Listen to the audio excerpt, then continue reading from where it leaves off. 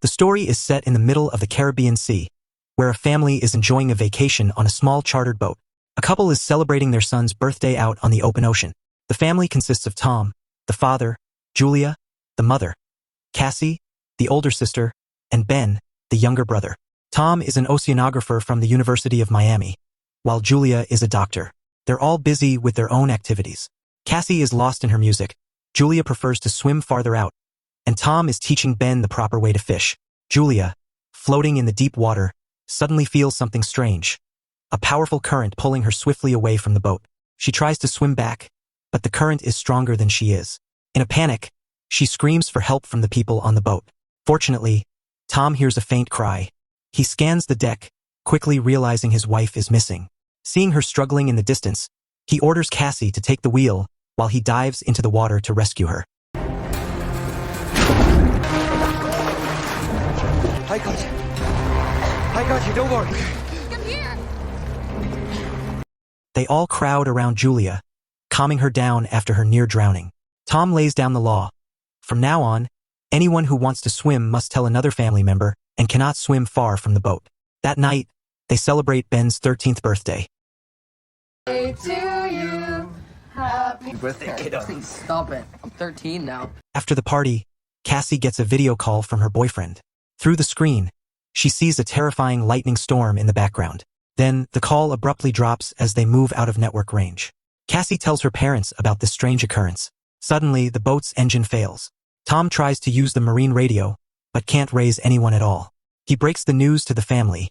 They are stranded.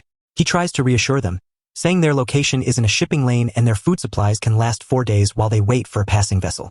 Not long after, they hear a loud, thunderous roar.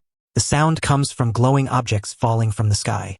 Meanwhile, the ocean around them begins to act strangely. Fish are leaping onto the surface as if something is terribly wrong in the depths. This disturbance causes the boat's damaged engine to fail completely. The ship's compass spins wildly. Panicking, they seal all the hatches. The waves turn violent, rocking the boat fiercely. They huddle together in the center of the cabin, putting on their life jackets. Julia's nose starts bleeding from the violent shaking. Cassie is vomiting uncontrollably, and Ben is thrown against part of the interior, injuring himself. In this desperate moment, Tom tries the radio again, but there's no response. They spend a terrifying night together, just trying to survive.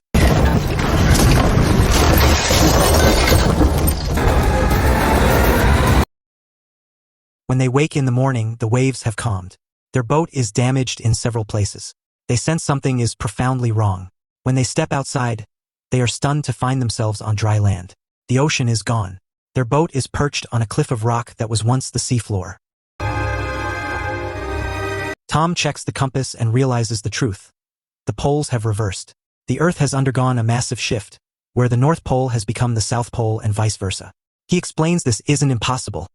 It last happened 700,000 years ago. It means the oceans have shifted onto the land, and 99% of humanity has likely perished in the catastrophe. Hearing this, Cassie breaks down, realizing her boyfriend is probably dead, along with almost everyone else. Julia immediately starts gathering their remaining supplies. Tom tries the radio again to contact any other survivors. Ben releases a leftover birthday balloon into the air, a tiny signal to anyone else who might be out there. Miraculously, the radio crackles to life. Tom makes contact with Now, the captain of a submarine called the Shankai. Now confirms it was a geomagnetic reversal. He says, "The Earth decided to erase humanity before humanity could destroy the Earth.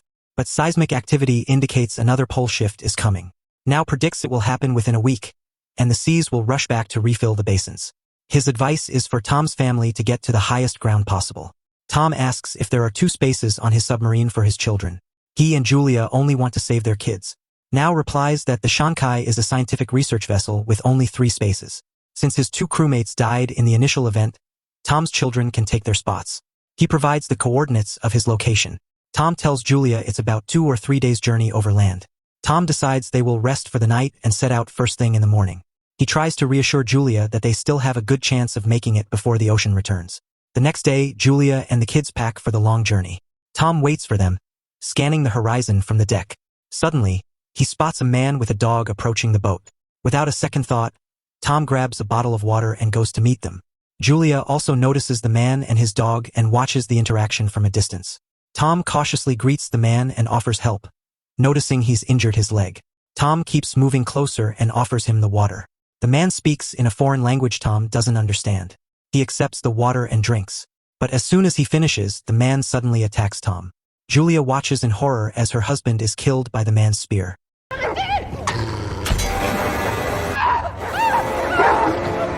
She sprints back toward the boat. The man throws his spear, and it only grazes her shoulder. She rushes inside, yelling at the kids to hide inside a bench seat. She hands Cassie a flare gun for protection. Julia then grabs a knife from the galley. The man forces the door open and enters the boat, while Julia tries to tend to her wounded shoulder first. The man searches the boat for Julia and loots their food supplies. Cassie and Ben watch him, terrified, from their hiding spot. Julia slips out of the boat, only to be attacked by the man's dog. She is forced to kill the animal with her knife. The man looks up, shocked to see his dog lying dead on the ground. Julia crept back inside the boat, only to find the man waiting for her. Cornered, she yelled at Cassie to use the flare gun. The shot hit the man, sending him flying back, and the flare ignited a fire on the boat. Julia grabbed the kids and their pre-packed bags, rushing to escape. Ben ran to his father's lifeless body, and they all broke down, mourning Tom's death. Seeing the man had managed to escape the burning wreck, Julia urged the children to move. They ran without stopping, scrambling over the rocky coral hills toward the submarine's coordinates. When they reached a rocky canyon, they paused to rest. Ben was still consumed with guilt, believing the balloon he'd released had led the man to them. Julia comforted him, saying there was no way he could have known. She promised she would protect them from any danger, no matter what. As the man closed in on them again, they were forced to keep moving. During the trek, Ben stopped when he found a dead hammerhead shark. But Julia, seeing the man through her binoculars, had to pull Ben away to continue their desperate journey. They walked endlessly, their supplies dwindling.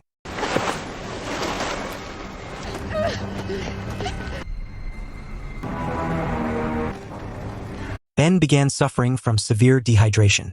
When Julia checked their last water bottle, she found it was almost empty. The cap had been loose and it had spilled. Cassie had forgotten to screw it on tight. Cassie got defensive and angry, but Julia calmly reassured her it was just a bottle of water and that they would get through this together as a family. In the distance, they spotted the wreck of a private jet that had once sunk to the seafloor. Julia decided they would spend the night there for shelter. Exhausted from the day's trek, they all fell asleep. But when Cassie slipped out alone to relieve herself, the man emerged from the shadows and moved toward her. Julia acted swiftly, stabbing him from behind to ensure he could never threaten her family again. The next morning, they saw the man's body, already scavenged by animals.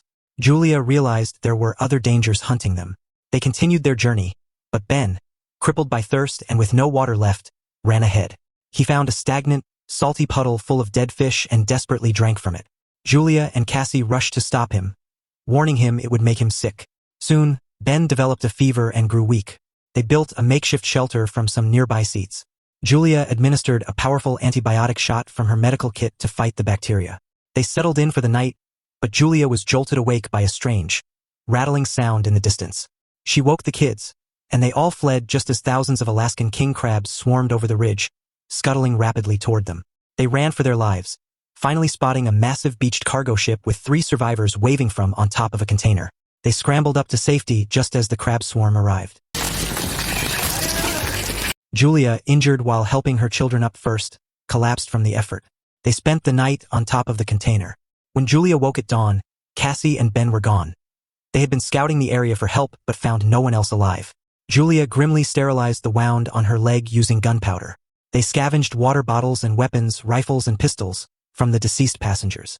Julia then tried to raise Now on Channel 16.